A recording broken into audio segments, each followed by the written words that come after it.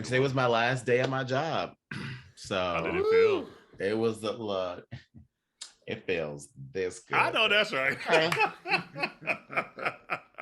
That good. I know that's right. Yes, boo. Yes. Well, congratulations, boo. That's Thank awesome. you. Portrait mode works like that. Yeah.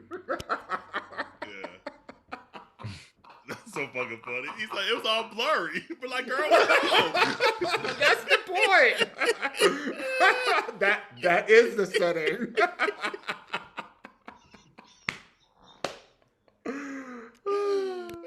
Hey community, here's what's brewing today. Portrait mode works like that. The Omarion variant. And Jesse's back. So get your cups ready for Minority Report.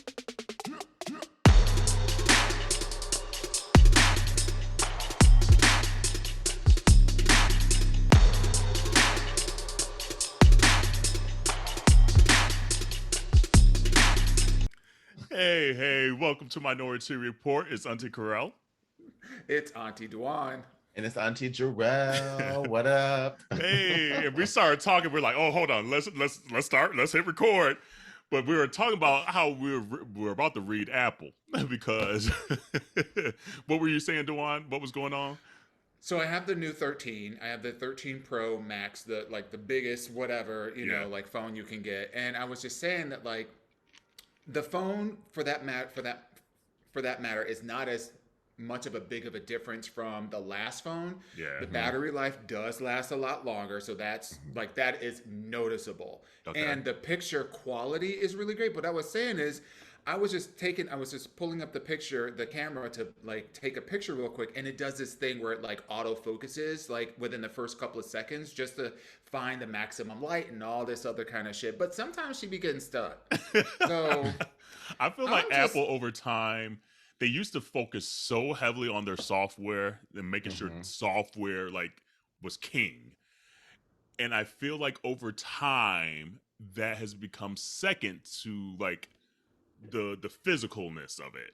And let's make the iPhone look like this. Let's make the MacBooks look like this. Yet the software is kind of like not king anymore, and you'd be having these weird hiccups. Because I could tell that even like I got a new MacBook, and we're sounding very bougie with all this new Apple product, by the way. But like we sponsored or something, right? Exactly. But if you y'all can want still sponsor us. You can still sponsor us. Look, okay. Come on now, because we clearly use your products. But like I've even noticed, like with the update of Big Sur. They're just weird stuff. The computer's fast as shit and everything, but there's just like the attention to detail doesn't seem to be as there on software anymore, and they need to shift that around because I feel like that's the downfall of companies, like tech companies. Like you better make this shit work. Fuck what it looked like at the end of the day. Like if it doesn't work the way it's supposed to. Yeah, I did like an upgrade, like maybe two. Like a software update like 2 weeks ago, and ever since then, like when I would use a certain mode on my camera, I can't remember the name of it, but it would literally like blur out everything else. And so when I was trying to take a picture of a person, and it blurred out the whole background, I was like, bitch, I want the whole thing. Like it's supposed to be a scenic backdrop, bitch. Now it's blurred. Like, did you have it on that portrait mode? The portrait mode. Maybe it was portrait mode. I think so. Maybe that was. I was like, that's that's annoying as fuck. I said, girl, how come we can't do both? Girl. You are a couple of iPhones behind us. Actually, no. I got a 12 Plus Pro Max. Okay. Okay. No, I meant so I'm just before. Yeah, you're right. I'm just catching up. You're right. I'm just catching up. You're right. Okay, you're right. Because I'm like, girl, that's how that works. Right. It's like it's doing what it's supposed to. Because that's not how it did before. And I was like, okay. I was like, I liked it. But now I'm like, I don't like that portrait mode because I like the crisp of what the object was in front, but still being able to see the background. So I don't like that. Well, Apple, that worked the way it's supposed to. Good job, Apple. But no, that's not supposed to happen. Like you should still be able to see the stuff in the back, though. Like, you just swipe to the left and put it on photo mode. No, bitch. You should still be able to do it. If this camera, and this was the guy at Best Buy told me, he was like, at this point, like the way that Apple's heading, like the Apple camera is going to be better than most of like the Nixons and stuff like that. Mm-hmm. So if your camera is heading in that direction, no matter what setting you should be on, you should be able to make those type of edits without having to go into a different app. I'm just saying. And was it the Google Pixel 6? They just came out with a new phone where you, from the actual camera or the photo, you can just remove objects and pictures without having to go. Yeah. So I'm just saying, like, there's a way for them to do it correctly, especially if the old way, it wasn't doing it. There are. Well, then somebody tell me something. I was about to say, like, okay. I was done with it. I was like, okay. No, but you said that's the way it's supposed to work. You should have gave me a damn answer at least. No, I said all you do is swipe and put it on photo. No, but I'm talking about from portrait mode, it should be able to work as well as what I'm saying. Girl, we're not giving you a tutorial on the right. But don't tell me it ain't there if it is there. That's what I'm saying. No, okay. I hear what you're saying. I think at least now I know that it's there. Yeah. On portrait mode, not the regular way. The problem of it is not the problem, but like me. No, it's not you. This is like that's like way back in the day when digital cameras first came out. They had all of these kind of like settings for like aperture and like that the majority of us that had them digital cameras have no idea how to use them. So we'd be up there sliding the dials, trying to find something that worked, not knowing what we doing. Jerrell over there playing like Nintendo, just hitting buttons. Girl, let me tell you, I learned how like to do the little lighting thing, girl. Like just the basic thing of just doing the lighting. I'm like, oh, I'm fancy, girl. I was at that Harry Styles concert and I was like, what? Darken this up? Oh, look at that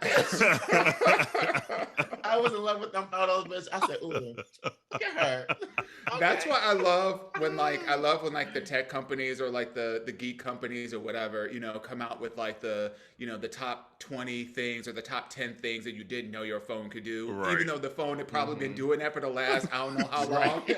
But, most of us just taking pictures and scrolling through, like whatever social media. So, you're not ever exploring those things. Not me talking like this before I start this job at Amazon, though. Honey. Like, you right. This man's to get it together, girl. But that's a whole different software. AWS is a whole different software. Hey, all the times we done said Alexa on this bitch. Come on, Amazon. Come on, sponsor Minority Report for us. Thank you, boo. Yeah, they gotta have a diversity and inclusion outreach program or something. Throw some coins our way. Hey, that's right. Look, she gonna be looking. I know that's right. Damn, man, y'all see this Omarion variant? Girl. Hold on for just 1 second, because how last week we record our episode and then all hell breaks loose. Everything broke loose the next day. We got so much to talk about today. Girl, community, we know it sounds like we hella late, but we were just hella early recording last week. And literally that next day, we got the Grammy noms. So we sound like extra crazy talking about Grammy noms, and bitches are probably like, that shit is already out. Like, what the hell y'all talking about? Like, the Auburn kids got, like, the bird came from that. Like, so we got a shit ton to catch up on. Which one do you want to talk about first? Well, we'll talk about Omarion. Yeah. I'm so mad at us because it's going to be for Omarion. Omarion about to get them coins. He's about to get them coins. Look, when I saw that gif going through of him dancing to this song called Touch or whatever, down the street, trying to dance to the girl. Oh yeah, touch. And it was like me trying to dodge the Omarion variant because the girl's like dancing with him but like not touching him. Honey, I was like, leave it to us. It sounds like this because it's really Omicron, right? Omicron. Yeah. Mm-hmm. Leave it to us. This shit sound extra crazy, and we over here already cracking jokes. I was like, dear Jesus. I do got to say one thing though, and I just want to put this out there, and a lot of people have been forgetting about this though. Like, we gotta stop trashing places like South Africa as if they're the reason why this variant exists. Actually, that is not true. That is not the truth. They're just the first place to be able to have the technology to find out about it. Okay, and because they have one of the best too. research facilities there. Literally, because they got that shit out there early. They said, "Oh, we found it." Tweet, Yep. tweet, get this shit out there. Because the first time, like, we didn't find out for months, Right. And so it's just like that just shows you how cool science really is and how connected we really are in the world to be like, y'all, nope, we found this variant and it's getting crazy already today. Right. Let's get this shit out and let people know. And let's remind people too, like, it's been documented that the earliest case of COVID in the US goes back to September of 2019. Before we all knew about it. Before we all knew about it.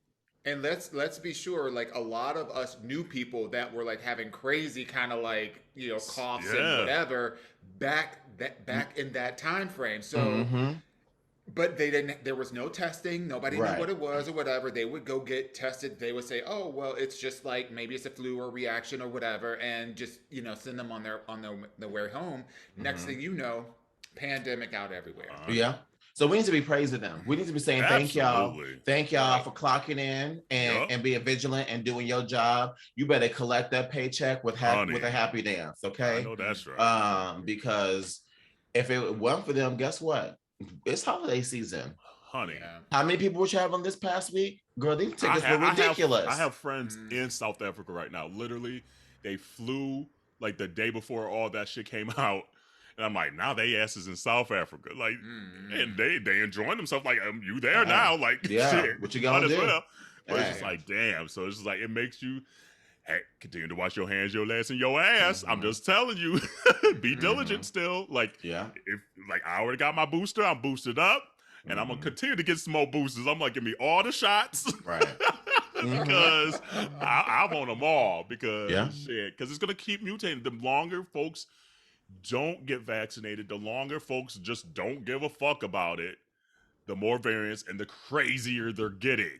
They're leveling up, level up. Like, these variants ain't giving a shit about us not caring. They really are collecting a paycheck like Sierra was for that song. honey.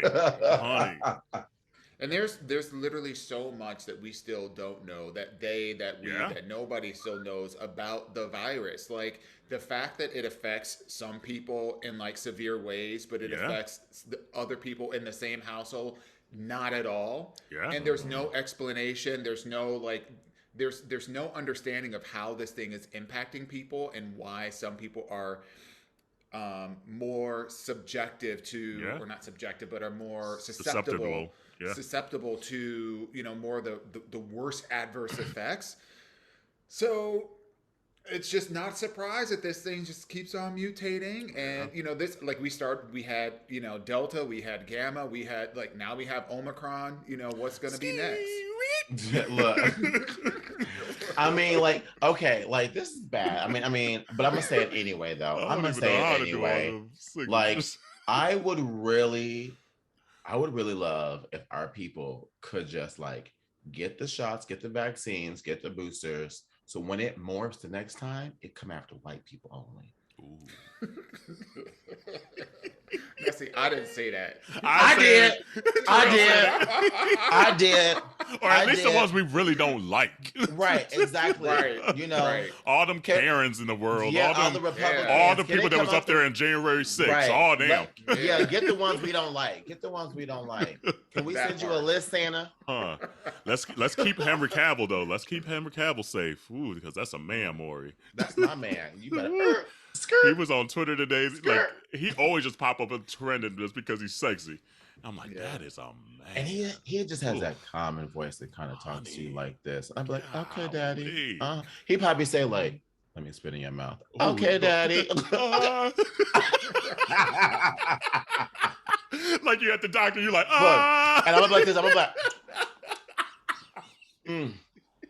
delicious. Okay.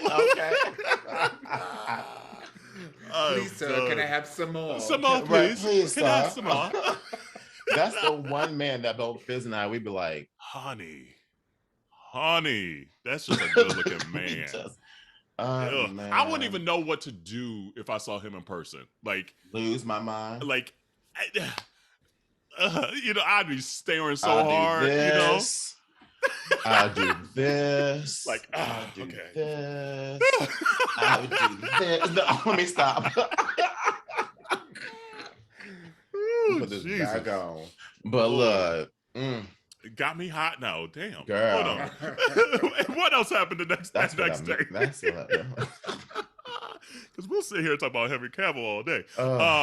Grammy nominations. The Grammy noms came out, so we were hoping that Jasmine would get Record of the Year, but she did not. She got some R&B noms, which I'm happy for that, because I guess she's gotten nominated in the past, though, because she's a writer, too. But, like, at least it's slowly but surely becoming a little more present in that world. She got all them Soul Train awards, though. I did see that. She sure did. Yes, she sure did. We need that. That was a Record of the Year nominee. I'm happy for her. That really was. And who is this John Batiste?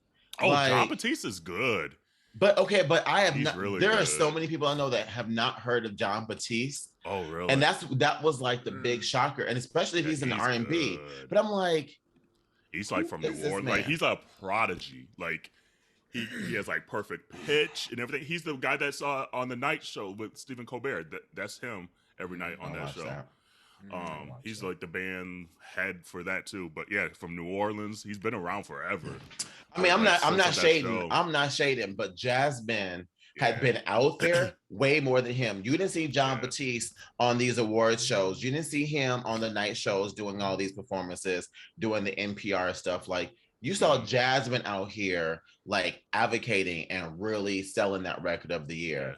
And in my mind, that should have been flopped. Like, I'm still gonna check his album out. Like, he's actually one of the people that the list that made me excited, because I always listen to every album that gets like Album of the Year. I listen to all the songs that get Record and Song of the Year, just to be like, let me see. Let me check it out. Let me check it out. Especially like Lady Gaga and Tony Bennett. Yeah, you know what? I haven't checked that one out yet. The last one was dope. Like, the first one was dope. I like the first one. So Gaga was singing on that first one. I was like, okay, Gaga. I can see it. But Lady Gaga, she cracked me up, because she the girl who will be like rah-rah in your face, but still move in silence like the G in lasagna. She stayed like the G in House of Gucci. Girl, okay. With her Russian accent. Okay, like she stayed working. She stayed working. She does. And all of a sudden I'd be like, oh, she got a song up?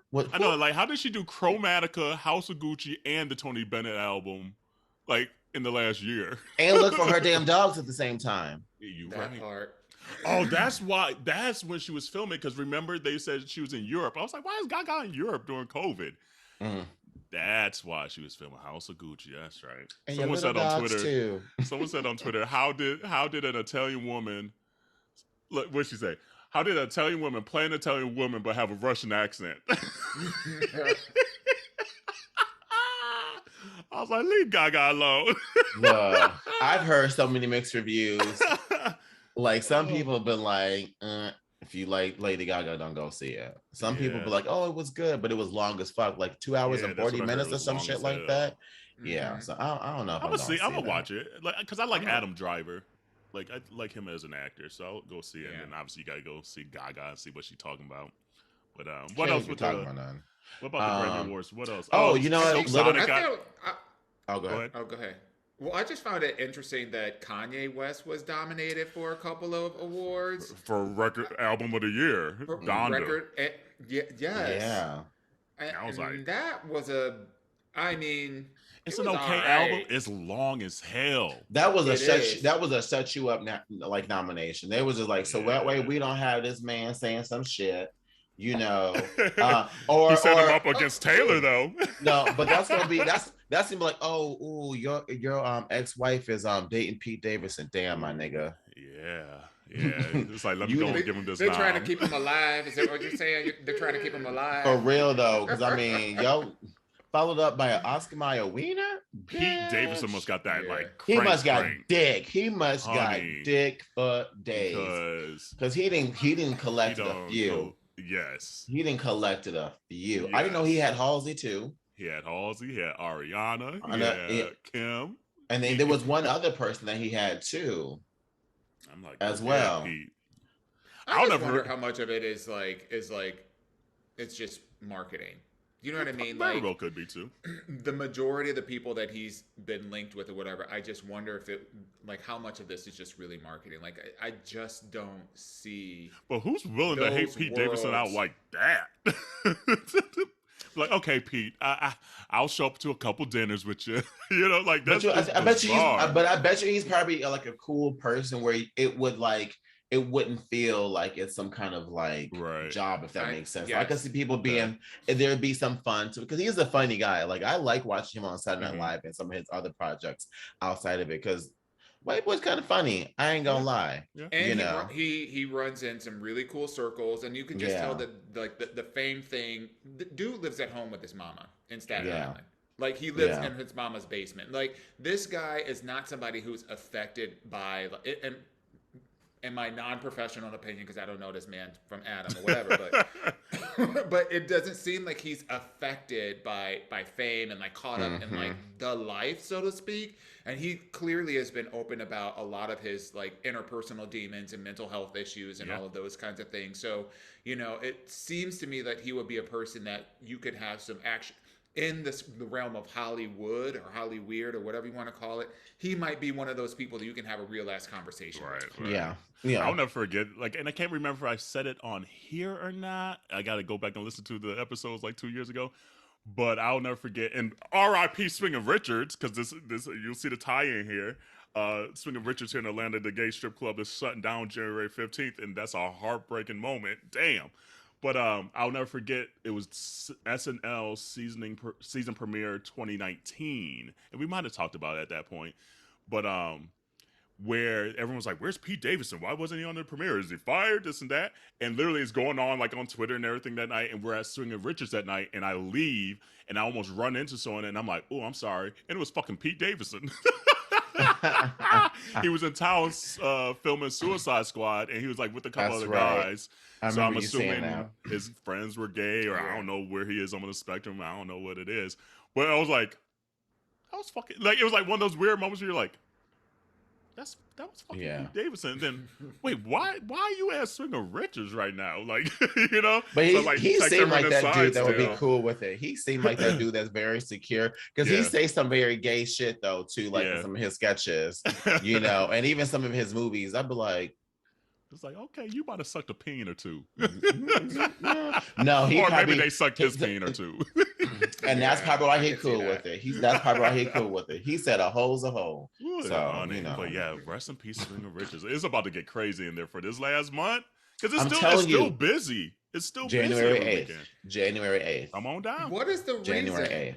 Like, why are they shutting down? Well, what happened a couple years ago, they got sued. I'm going to take a shot for their RIP. Right, RIP Swingin' Richards. And for those that don't know, it's an all-nude gay strip club here in Atlanta that's been around for 30 years.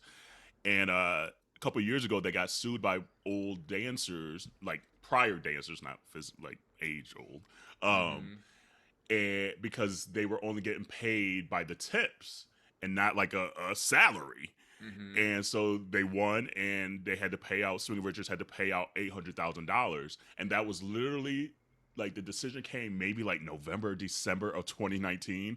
Then the pandemic happened, and so not only did they have to come up with the funds for the $800,000, they were shut down for a year.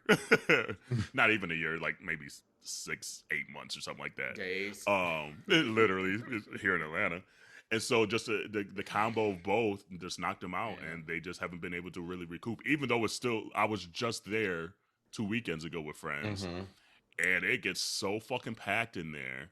Let's get a GoFundMe going for them. Let's save them. Right. Let's save the dick. Because there's some nice dick in there. I know. I'm like, there is some noise. Let me get your number on the low.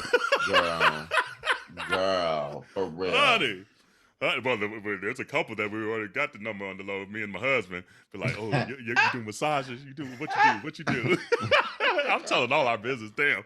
Anyway, R.I.P. Swingin' Richards. That was the quickest anyway. I didn't plan on sharing that. Go ahead, fan yourself, girl. Right. Go ahead, fan yourself on that. It's like, okay, what else happened the next day? How much do you like swinging Richards? Honey. What else do y'all do when you do there? It's the only way I could get my husband to go out. My husband does not like going out. He couldn't care less about going out anymore. He's like, have people over the house, let's cook. Other than that, I don't really care about going out too much. But the second you say swinging Richards, that man will get dressed and out the door the quickest I've ever seen him move. He's like, okay, let's go. I told him today, I was like, honey, guess what? He's like, or yesterday, he was like, what? I was like, Swinging Richards is closing down. He's like, no! He's like, I'm out this hellhole. Let me the fuck out. No. Corey gonna be ready to move again, girl. Just wait. Honey, yeah. Seriously, be like, okay, where's the next city? But then, what else? What else about? Can we pause and let's switch gears just a little bit? Okay. Because I'm just like dying to talk about Insecure. Can we just? Yeah. Can we get into it? Oh yes, we can look. Let me write this one thing down so I don't forget too. There we go. Okay, Insecure. What's up? What you think? Okay, spoiler alert. Spoiler alert. We're about to talk about Insecure. There we go.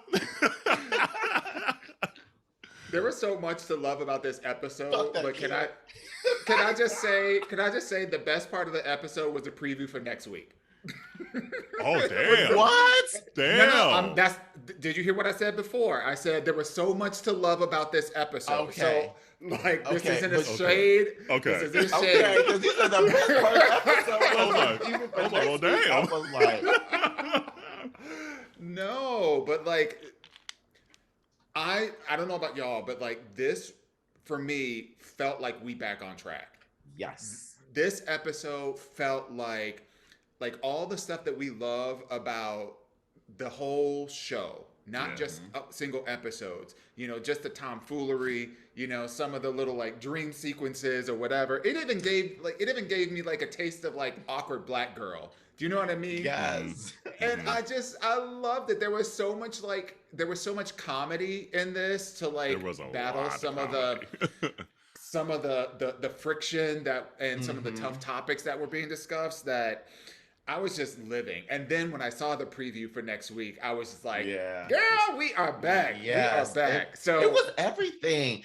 And you know what, like watching the wind down, like you can see Natasha directed the episode. Yeah, like she did. the comedy in there is so her style. It's so her style.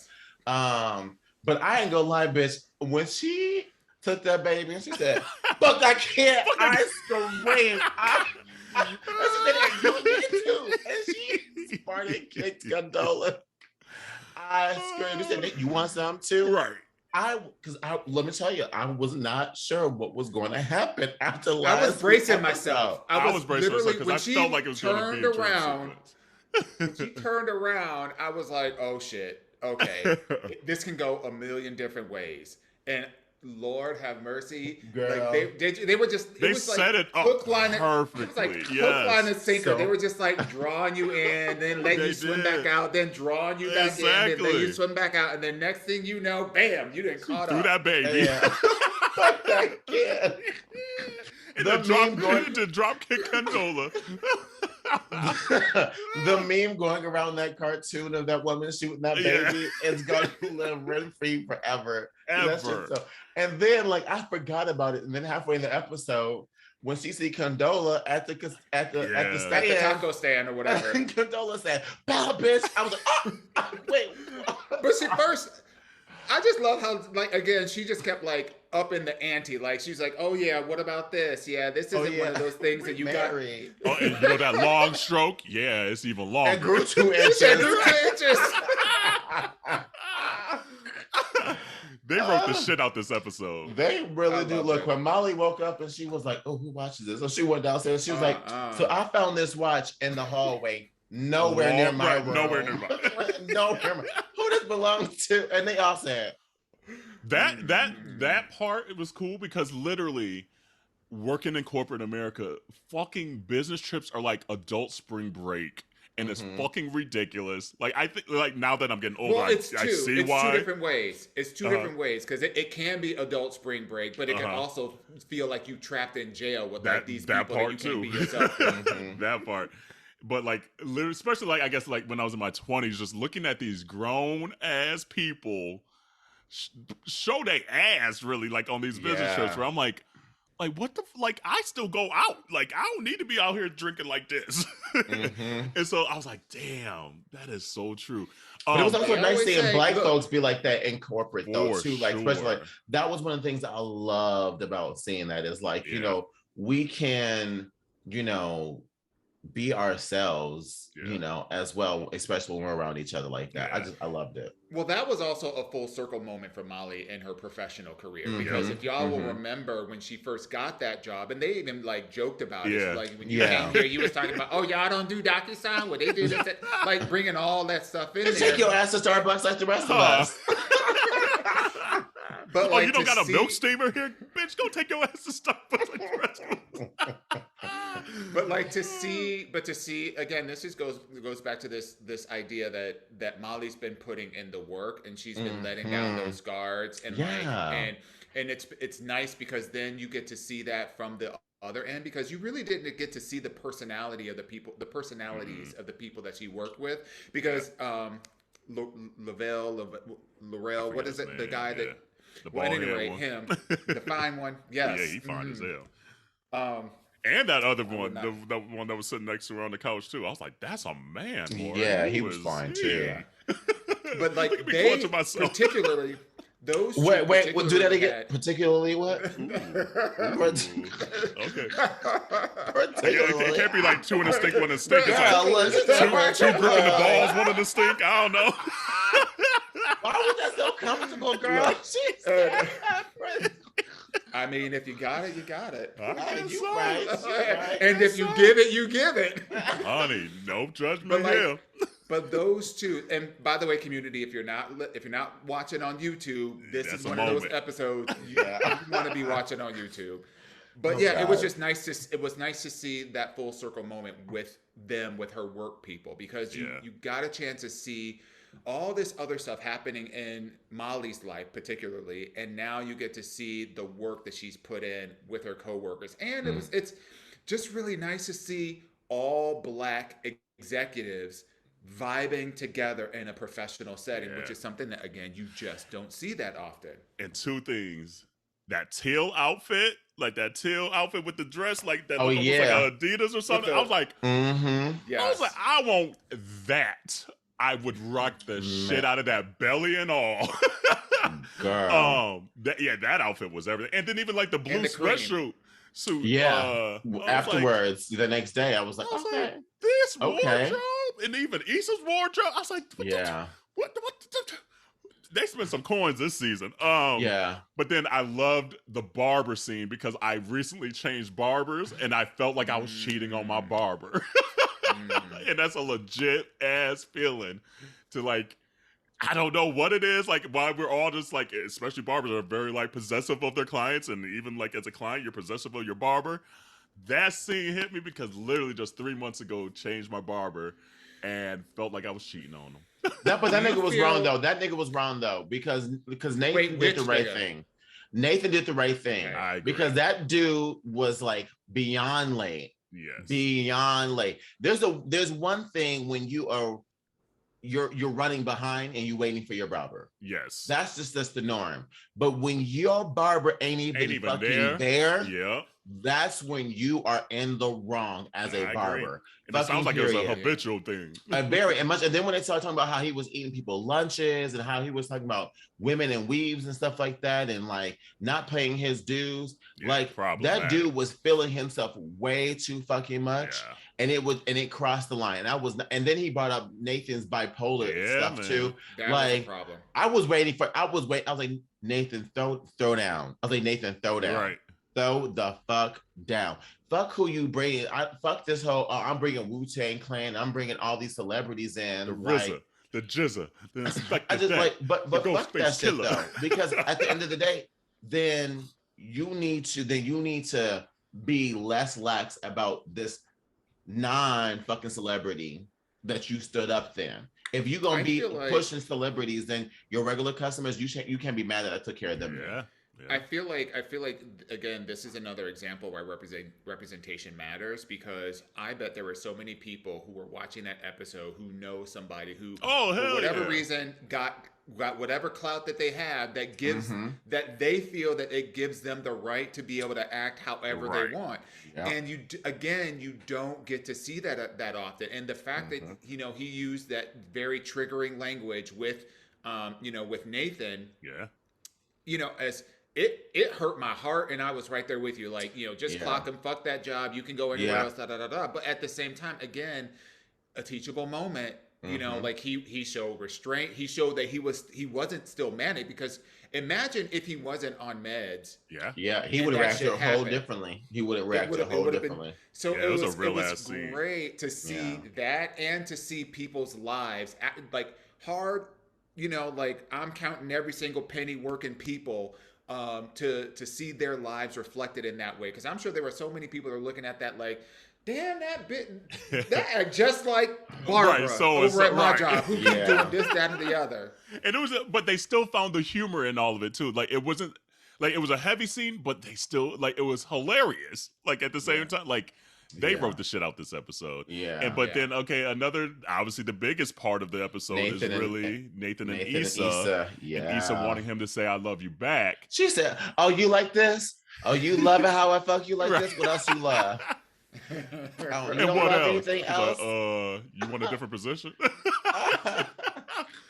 And his rebuttal, when she kind of just confronted him saying, like, I told you this, he kind of had a valid statement. He had a point. But the thing is, they were both right.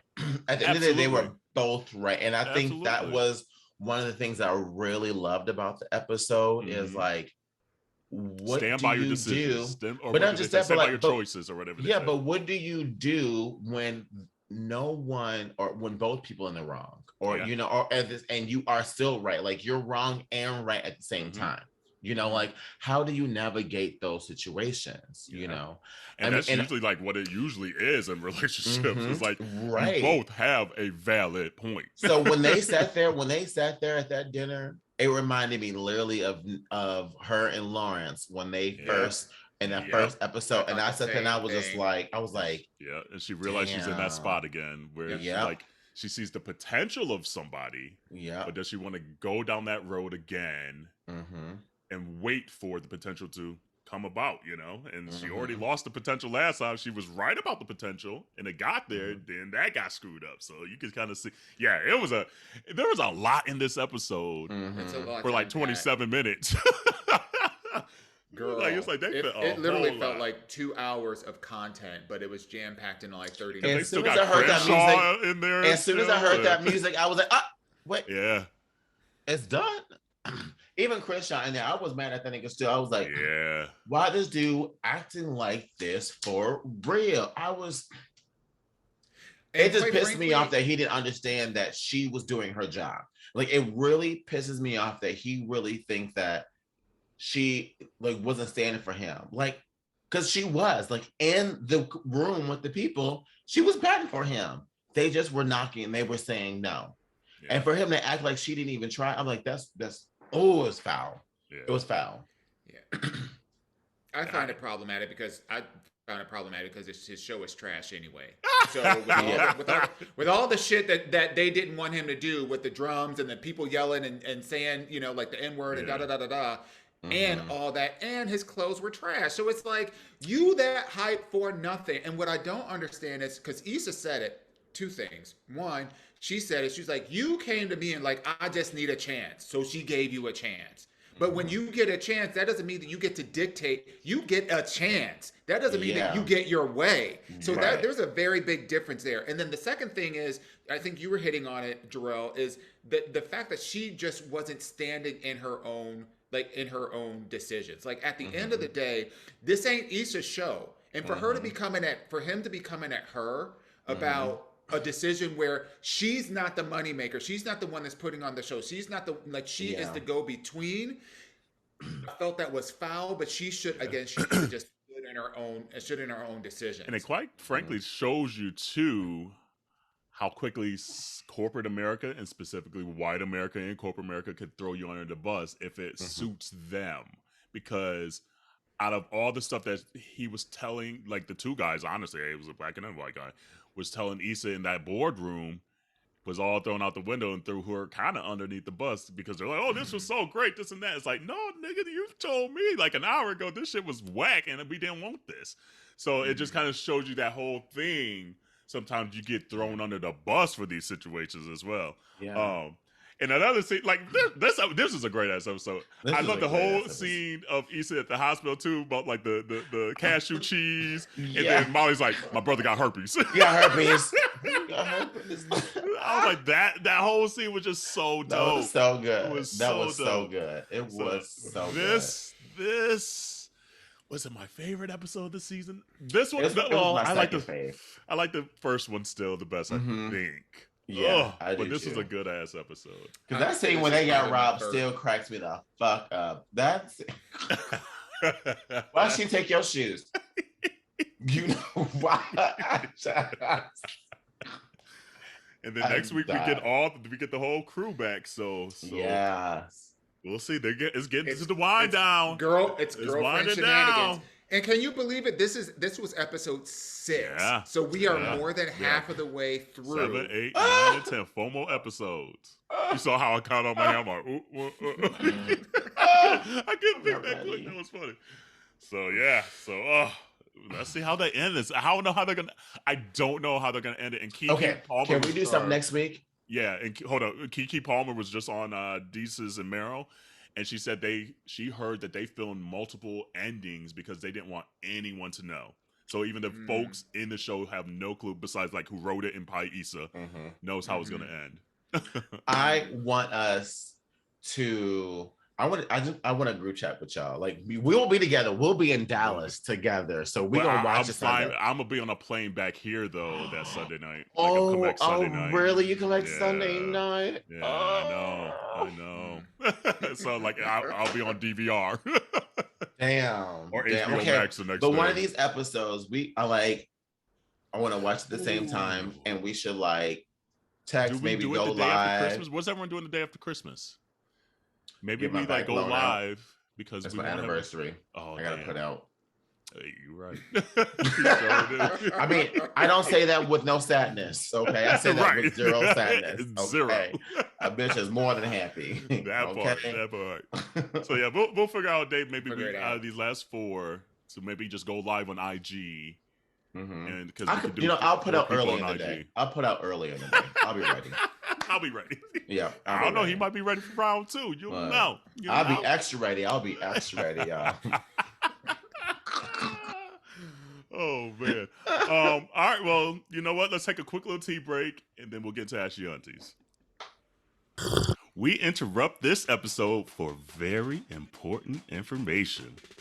That's right. You've been asking for it for a long time, and we have heard you.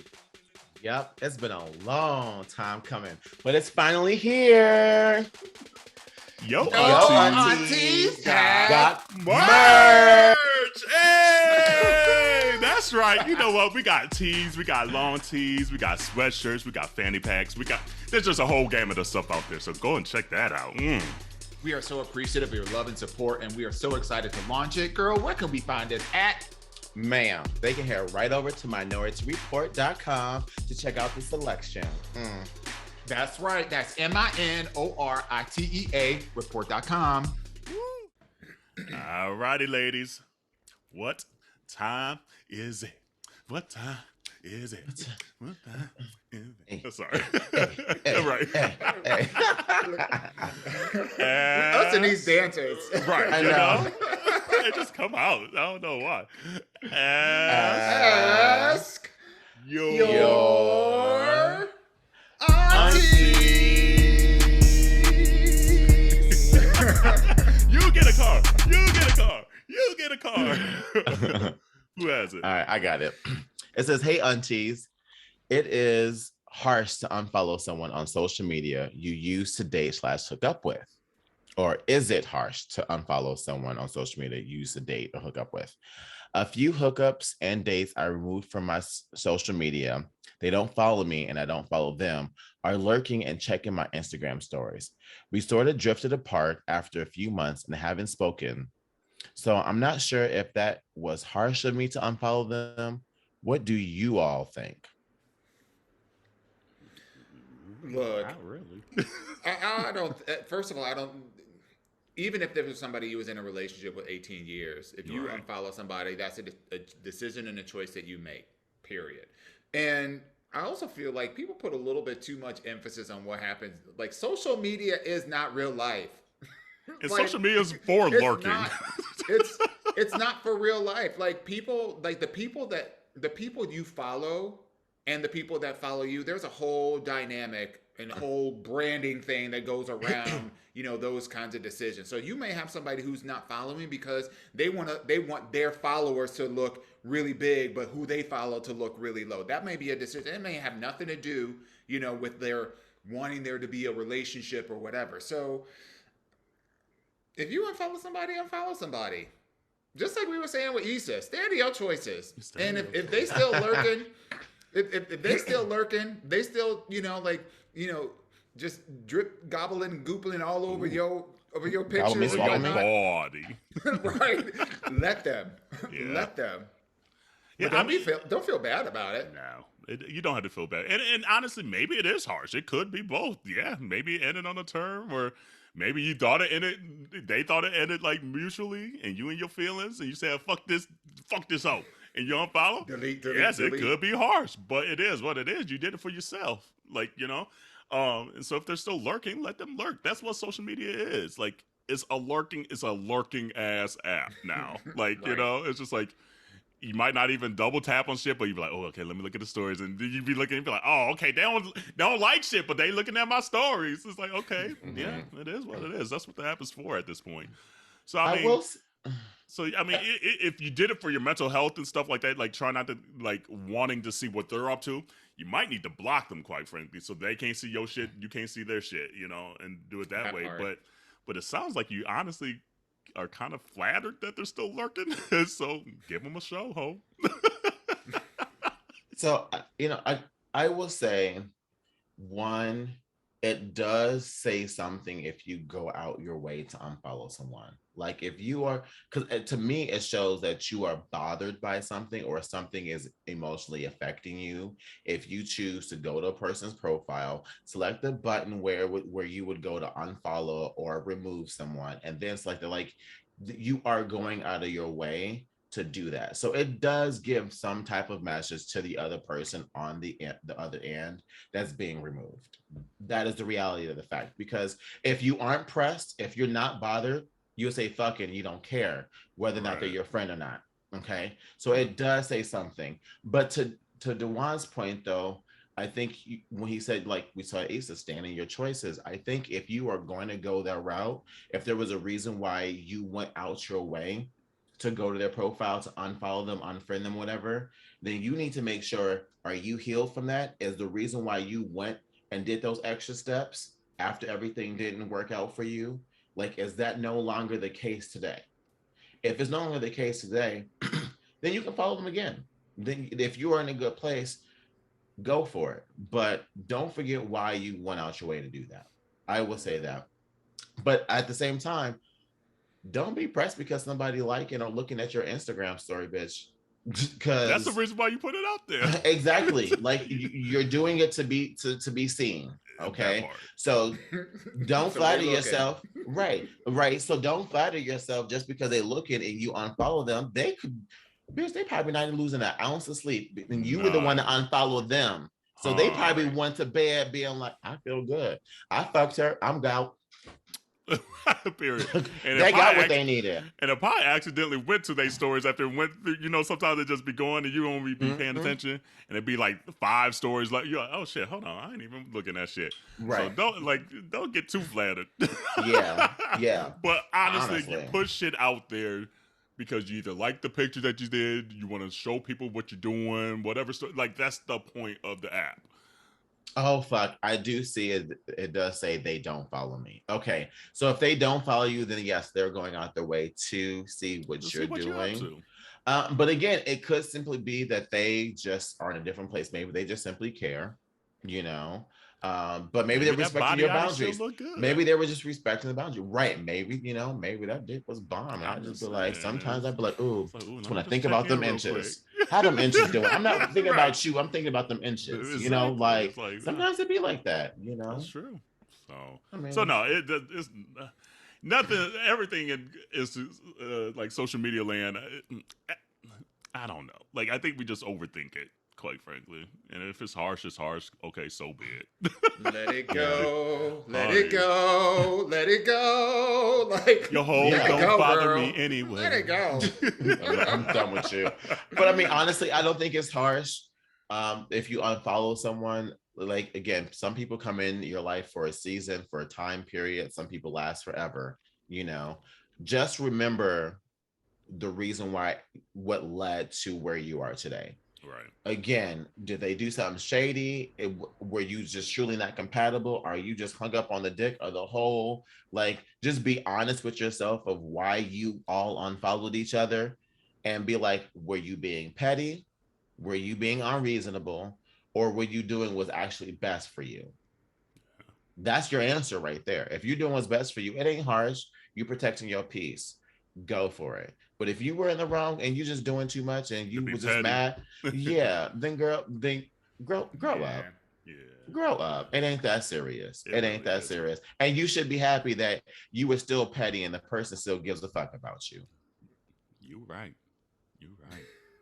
Maybe that other person's too codependent now, is like still lurking. It's like, so that's a whole nother question.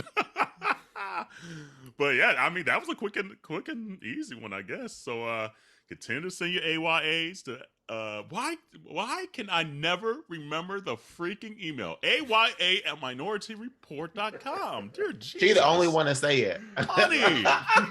Golly. Or DM us. Like, wow. It's like literally a mental block of saying it now. It's weird. So yes, AYA@minorityReport.com, or DM us, please. Thank you. And you know, we got the holidays coming up, and I'm sure there's a lot of craziness going to occur.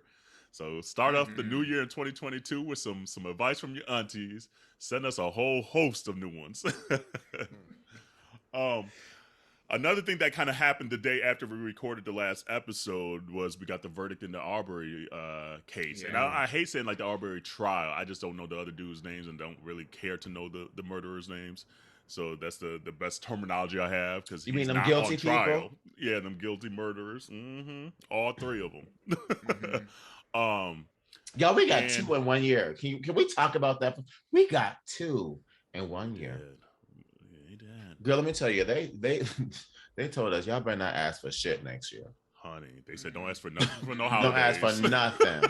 Don't ask for nothing. Honey, I know that it's crazy just being down here in Georgia and just knowing how Georgia is. Mm-hmm. To know that there was 11 white people and 1 black person on this jury had me very uneasy. Like, the prosecutor did her damn thing. She was doing the damn thing. Yeah. But still, I mean, honestly, these guys were let go.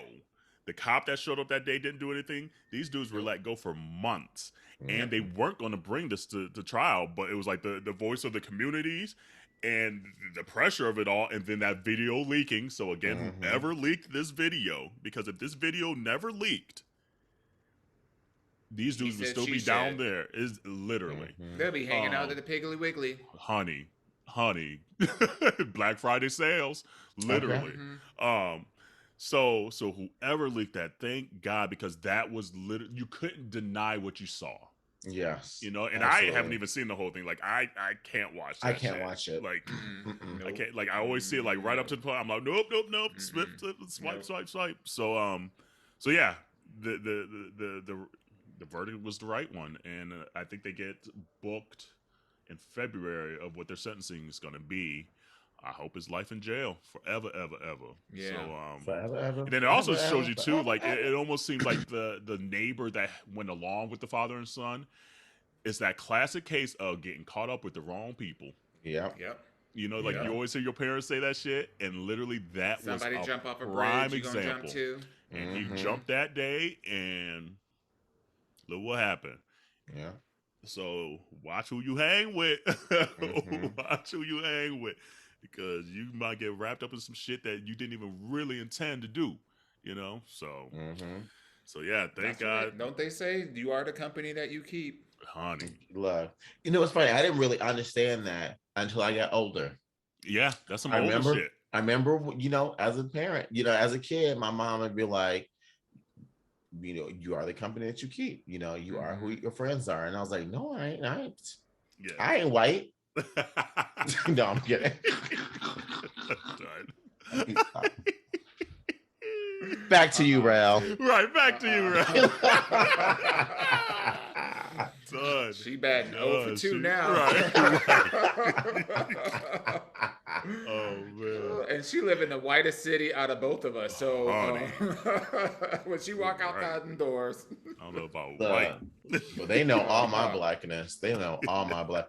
I got this one hoodie that says, "Just because I'm pro-black don't mean I'm anti-white." I look every time I walk out. I got something. Black Lives Matters. I got something.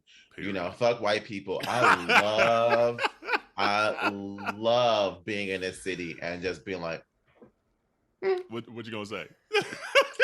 which white person are you? You know what? Are you performative or are you real? There is a very big difference in one's confidence when you know you can fight. Because if you can't, there are a lot of people out there that talk a lot of this and do a lot of this, but when it comes to putting these in, they be like, they fight like this. Done. Look, so you need to learn. People out there, if you don't know how to take care of yourself, when whatever apocalypse comes and it's coming, you gone. Sorry, but you gone. Go.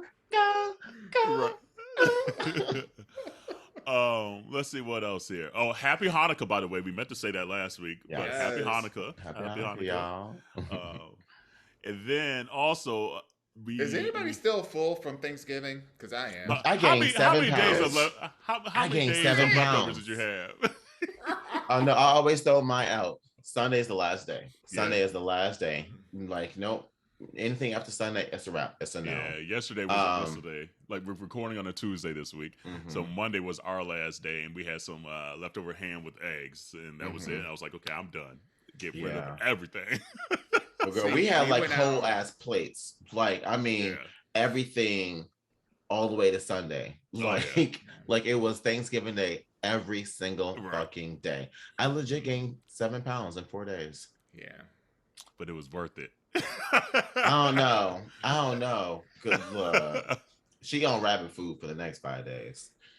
It's been really tough. We went out to dinner on Thanksgiving, and that was interesting. Oh, wow. that was really, really interesting. Yeah, we were okay. Why? Right. Yeah. So it was not for us both. I know, we all the way linked in. Not even leaned, linked. We were meeting up with Joan. You know Joan. Yeah, Joan. And Joan's family was in town for the Thanksgiving holiday or whatever. And ooh, it's the face for me. Hey. You ever just meet people that are just off? Just like the vibe. It's not being mean. It's not being but the vibe was just like off. It was so weird because it was Joan, one of her girlfriends, who was cool, and then her sister's husband, and their like adult age daughter or whatever, and then me, Adam, Todd, and Tony, we all showed up. So, we had and it was a round table, so we're all sitting like facing each other, whatever. Yeah. And the whole energy, the sister, first of all, didn't say no more than 2 words to anybody except for her own daughter the entire time.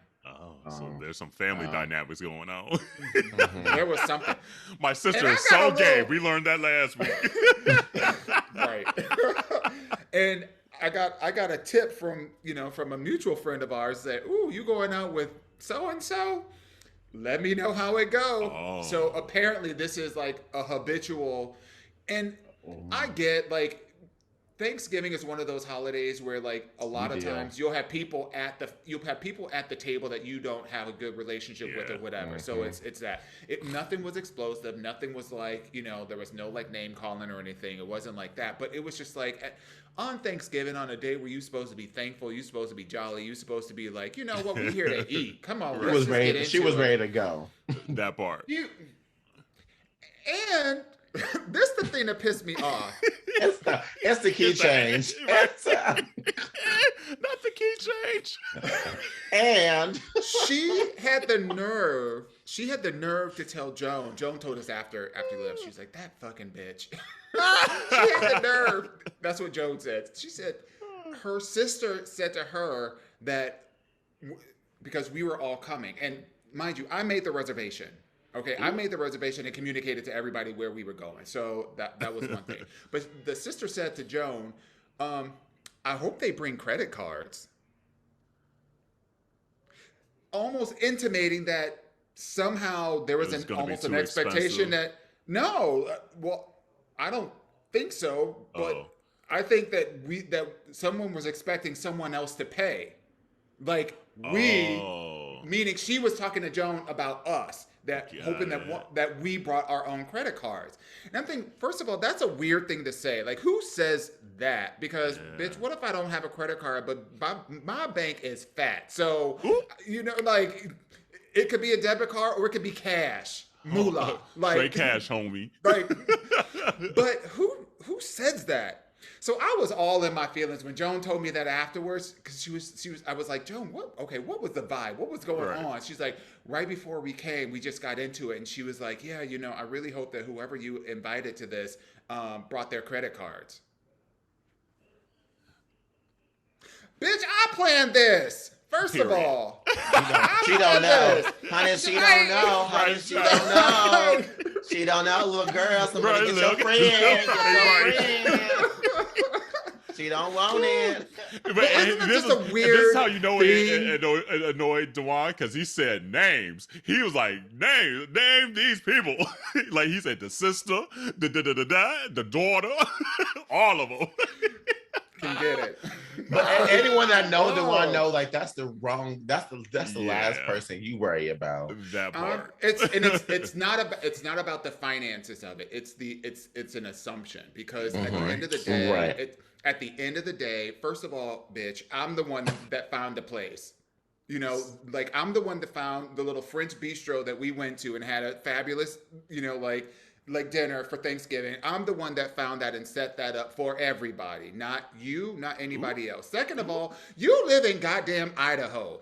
Oh, damn. Who the hell are you? Who the hell are you to be wondering coming into my neck of the woods? Asking about credit cards. Ask about credit cards. She said, I can afford to live here. Can you? Exactly. I'm so good. Just stay in your lane. Like, come on. I love when Auntie Char tests out the Chardonnay for Hennessy. I'll be like, that because part. when you were talking, I was ready to be like, right. Was the class behind it. I was like, I love it. I really wish that I would have known that beforehand. Ooh. Because then I would have just paid for the whole meal at the very beginning and not let anybody know. Mm-hmm. And then when people were ready to leave, I would say, "Oh no, I put it on my credit card." Right. She said, let me flex. She said, I'm gonna flex on them real no quick. Flex. No flex. So, you know better. But who does that though? Who does that? It was just a whole weird thing. Yeah. And we were able to recover. Like we left. What did we do? We left from there and we went to no, we came back to our place and we just like drank and like made fun of them and whatever. But but that was just weird. Like, how you gonna come to New York from Idaho and then wondering who has enough money to pay for a meal that they done booked for you? Like, who does that? Auntie Char, ladies and gentlemen. Okay. Okay. I'm so here for it. Man, I don't even know what to say after that one. Quickly, R.I.P. to Virgil. That was crazy. Virgil Abloh. Abloh. And on Chadwick Boseman's birthday too.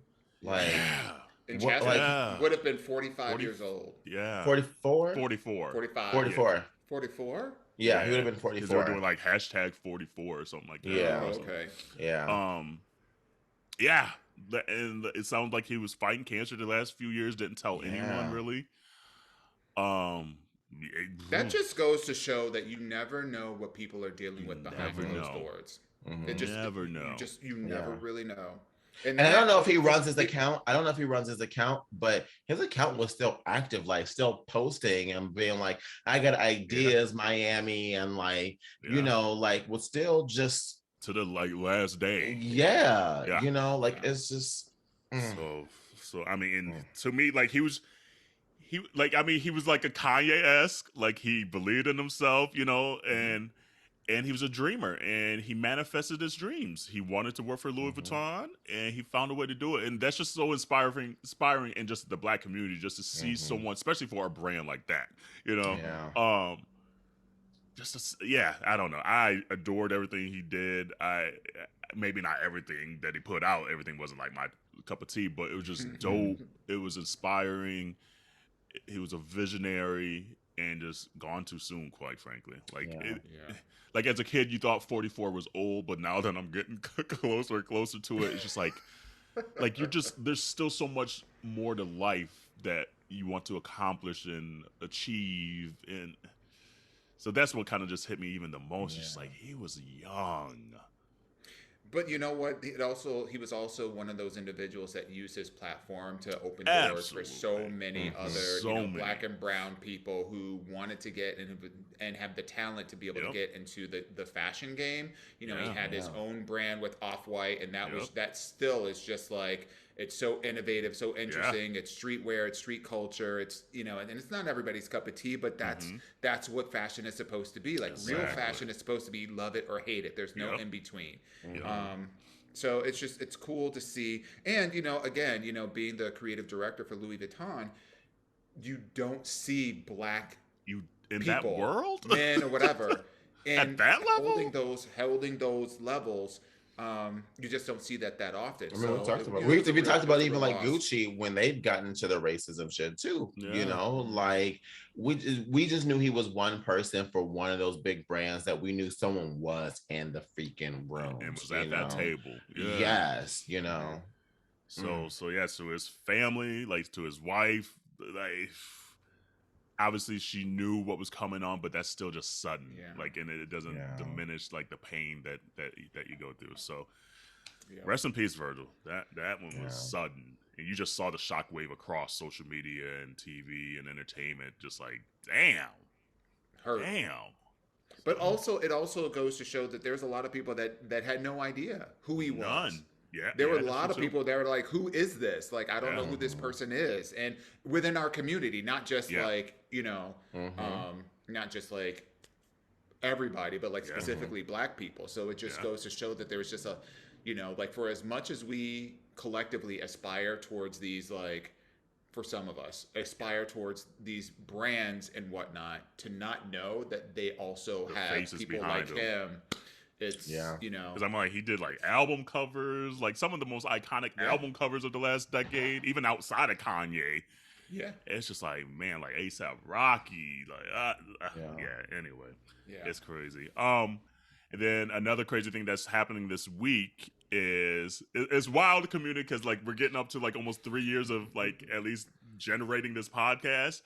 And at the very beginning, the very couple episodes, and one episode that y'all never heard because like it's in the vault and the shit, was talking about this person. Was Jussie Smollett is back in the news because the trial it has just now begun.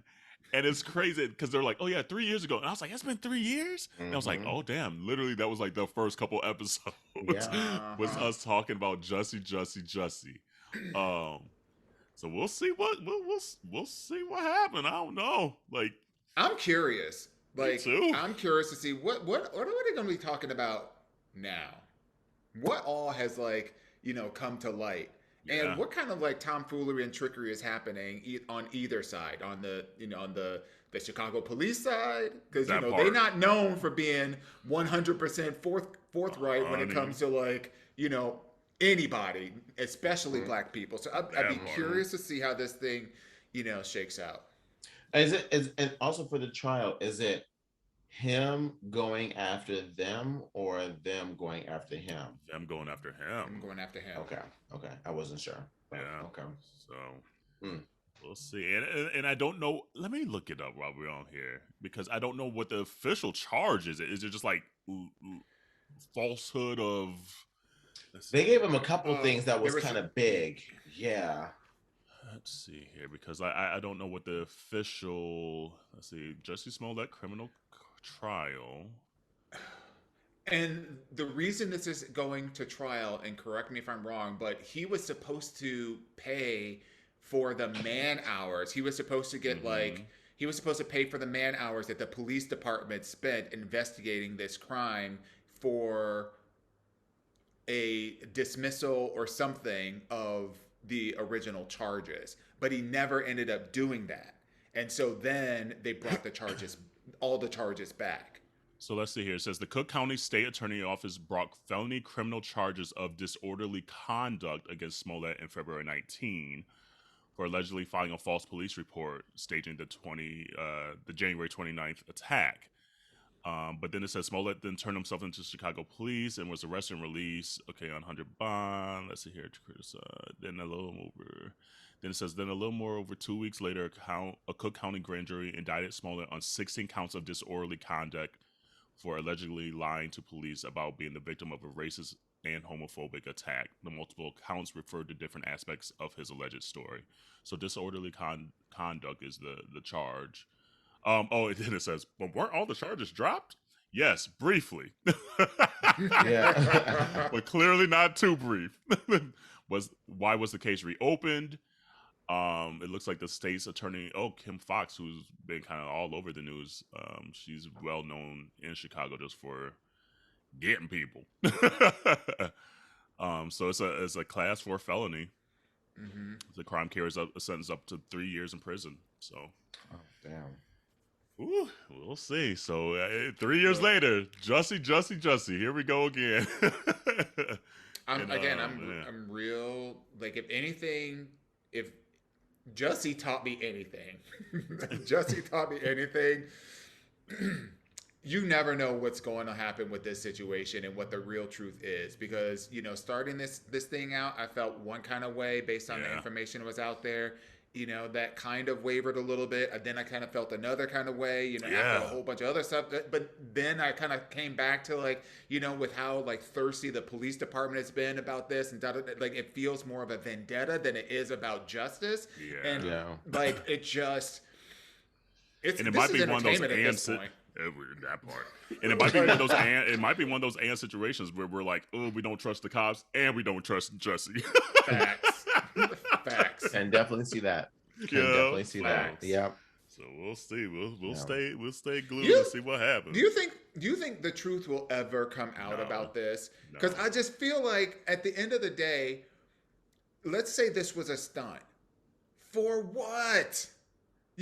At that point, he was on the highest rated, the most watched TV show in their season 1 going into season 2, or season 2 going into season 3, one of those two or whatever. Yeah. But it was it was towards the end of the run because the last season he wasn't on it. So I think it was right before, it might have been season 5 going into 6 or something like that. Still, one of the TV hottest shows. Right. So there's no incentive to go to that length. Right. So and the sucky thing is now you're doing somewhat better again. You have a Broadway show and this, that, and now this is still hanging over you. Right. So it's now you're in trial. Every business venture that he engages in, or who engages with him, they're sucked into this drama, and not all publicity is good publicity. So, and this just reminds me, speaking of weird entertainment scenarios, this kind of reminds me of the Janet Jackson thing, right? You know, so like, and I know she just had that documentary that came out on. First of all, I don't know if y'all tried to find the documentary. It was hard as hell. I was like I was typing in Janet, and it was like nothing. And I was like, yeah, it was on the home screen for like a day, literally a day. Exactly. And they're like, exactly gone. Which in a way, I'm kind of glad because it's not officially hers. Like hers comes out in January, so part of me is like, okay, who put this together and trying to maybe preempt hers in January? That's what I felt watching it. I was like, well, this was part of the New York Times. This was part of the New York Times series. So New York Times has like a series, a relationship with Hulu, and they've produced 10 of these episodes. And this documentary, we say it's a documentary, but it wasn't like a full documentary movie in that sense. It was part of this series that they're doing in partnership with the New York Times. So like, you know, so like it's not like a standalone just by itself, if that makes sense. It's just interesting. Like, back and I remember exactly where I was when I saw the titty come out. I was in college, and back then we didn't have HD, and so it was kind of one of those moments where like, did her titty come out? Like everybody was like, but you gotta remember, YouTube came out because of this incident, because you couldn't find it anywhere on the interwebs at that point, you know? And so it's just crazy to have YouTube what it is now simply because Janet's titty came out. And you kind of forget in a way, like you remember how the hoopla, but like kind of revisiting, you're like, damn, it was crazy. Like people were like upset. But looking back at it, you're like, it's a fucking titty. Like it's not even that big a deal. We've come so far since then, though. What we see on TV, what's being displayed on TV. I mean, like it's just like, I mean, like even so, how we talking about Insecure, like how we see more men like being sexualized and sex scenes and stuff like that, and like, gosh, I mean, I feel like every other movie now that I see, like there's a woman naked, full ass TD, like nothing covering up, you know, like times have changed, and I hate the idea that people still are so hung up on that. Like it really bothers me. I think that the thing that I like watching that documentary or that episode. Is it worth watching? Can you answer that first? Yeah, I'd say yes. Yes. Okay.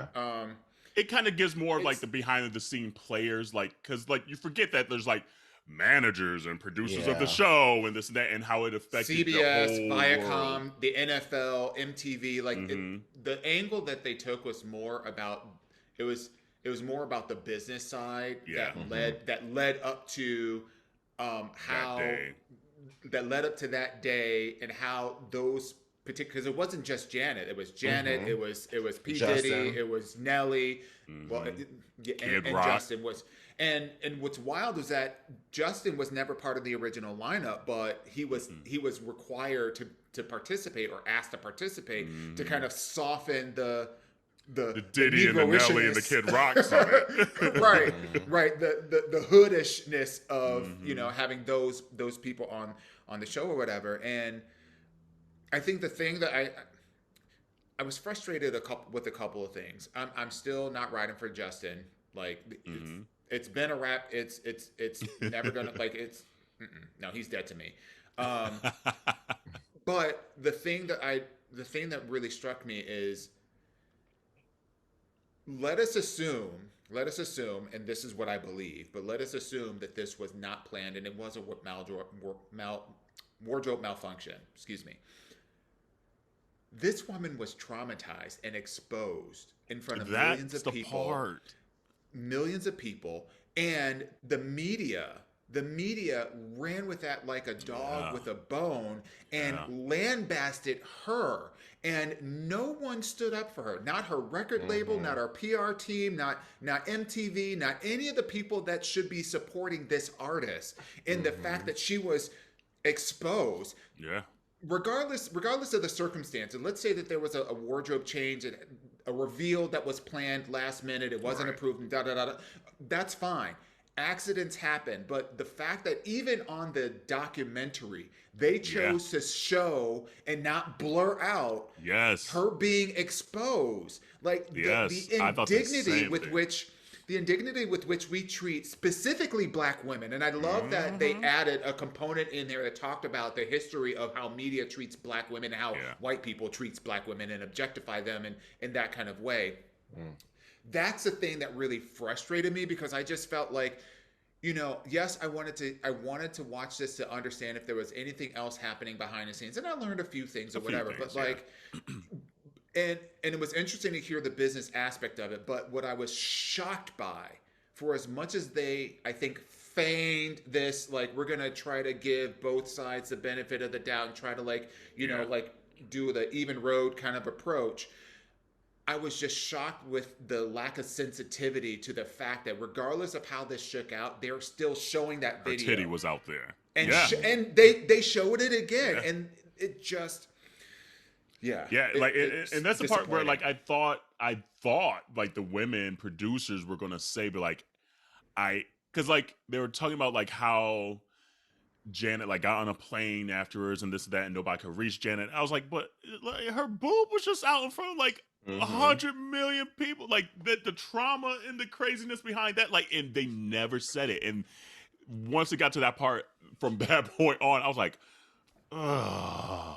And that's when I was like, whose story is it? Exactly. Whose story I was is like, it? That's damn. what I was wondering. I was like, did they preempt this because they know Janet's maybe going to tell her side in January and they want to get this out before hers? Because it feels like this documentary came out of the blue out like quick. Like, I feel like, yes, they were probably working on it for a while. I get that.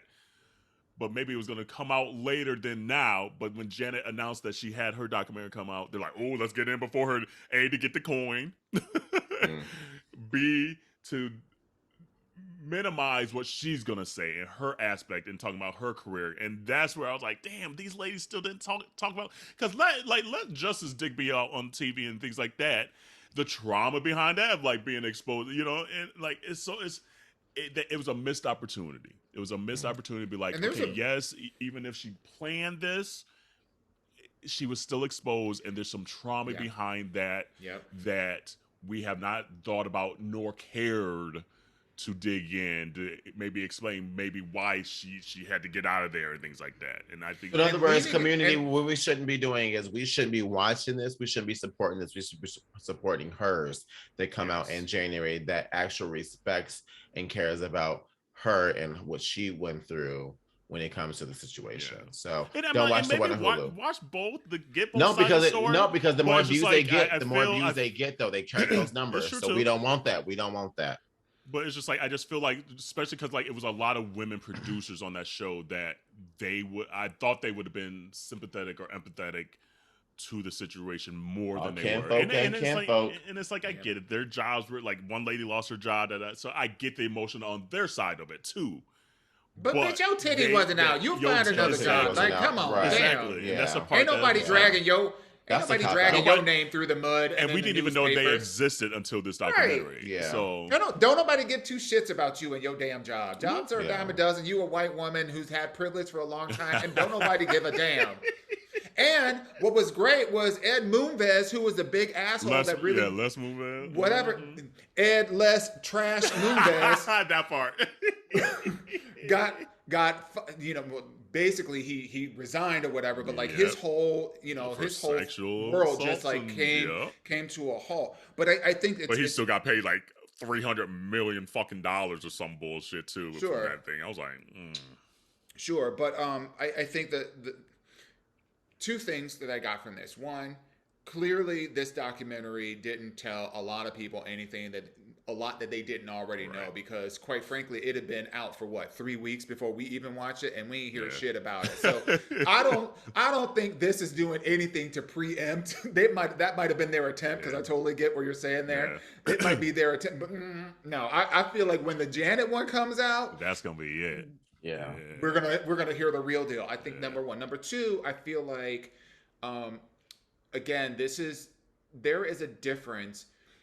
When we lean into misogyny, and misogyny is so part of like our vernacular and our culture, etc., it's so easy for us to say, well, us, all of us included, to say, well, Janet was, she was doing she was doing this, she was doing that. She had her breasts almost exposed with, hands on the Rolling Stones cover, all of these things. But there's a difference when a woman chooses to sexualize herself or express herself sexually versus that happening to her. Yeah. And for all intents and then the other person not taking accountability of the situation. Their part in it. Quite frankly, his career took off. 100%. And whether it's a choice or not on her end, he was still a part of that. Yeah. And he should have said something. I just. And how did it look like Janet Jackson? Janet Jackson, who talks like this? Janet Jackson, I'm gonna whip my titty out on national TV. Come on now, right? And the assumption, and you gotta think too on her part too is like it was supposed to be like Nelly, Kid Rock, and them, and then Janet, right? Like not Justin Timberlake. Like, so she probably already felt kind of way like, oh, damn, now, like, we're trying to soften up for people that look like me. You're trying to soften up for some Diddy, but it was Kid Rock over there flinging the American flag and shit like that, A. Right. And then, B, especially at that point, it was Janet. Like, for me, it's still Janet. But at that point, it was like Janet. Like, there was no bigger star than Janet Jackson. Yeah. And so the feeling kind of way be like, oh, now you adding Justin Timberlake? And you talking about like the censors and you got a song, I'm gonna have you naked by the end of this song? Like that was gonna soften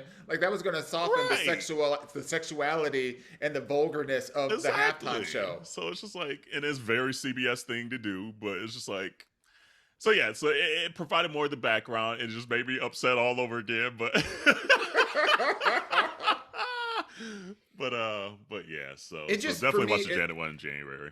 It just reinforces the fact that we are so used to objectifying women and stripping them down to just sexuality and not recognizing and having empathy for them as human beings. Yeah, I was just very. It left me with a very sour taste in my mouth. And they had the the token black woman trying to give them. Although she did. I mean, she was great. She was great. She was great because the fact that she called out Justin as as R&B adjacent and black culture adjacent, I was like, okay. I was like, come on, your pretty blue. I know that's right. Yes. So I was like, damn, they just tokenized her though.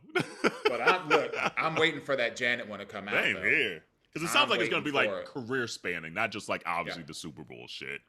Yeah. And I hope she drop a secret album. I'm hoping. Ooh. I need a new Janet album in my life. I really do. I need a new one. I need a whole dance routine. I need the Jimmy Jam and Terry Lewis. I need Control Part 2. And when she came out with her latest album, like it just like didn't drop a beat. It was more. It was definitely more mature, or whatever. Right. But it just like good. The whole album was so good. But that was 2015. We need a new one, Janet. It's about to be. I know it was a long time ago. Yeah. Damn. She about to be Sade up in this. They'll drop albums every 10, 15 years. Literally, her and Jasmine be waiting all these times to drop these damn albums. Who's going on tour? Oh, yeah. I can't wait to get my pre-sale tickets tomorrow when they go on sale. I cannot wait. And I got my pre-sale for Adele too in Vegas. I can't wait. Oh yeah, she's doing that residency. Yeah. Weekend with Adele. Damn, we're almost hour and a half in. Community, we owe you.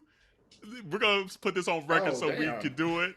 We watched The Harder They Fall like a month ago. And said we're gonna talk about it, and every week it kind of gets bumped for some reason. I don't know why. So we owe you that at some point. I don't know when. Because we're about to take us a little. Next week's episode is gonna be an awesome episode. Like we got some special guests, plural, coming on. That's gonna be dope. But after that, we kind of already got some episodes. You're gonna get some some best ofs with some new commentary. Don't sleep on it. Listen to it because we got more. We keep talking. There's some news. But But the best ofs are like fire. Oh, the bitch. best. Fire. And it's new commentary and things like that. And obviously we got a holiday episode coming up too. So we got a couple of all brand spanking new episodes coming up by the end of the year. But we're going to also take a couple weeks to just chill out. So, but I'm excited for next week's episode though. I really am. But community, Omarion out here dancing. Hey, duck and weave. Right? Boom, boom, boom.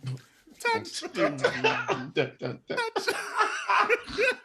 Oh, baby, by the way. Oh, that's an old for real. That's an old that too. It really is. Oh, man, that is so funny.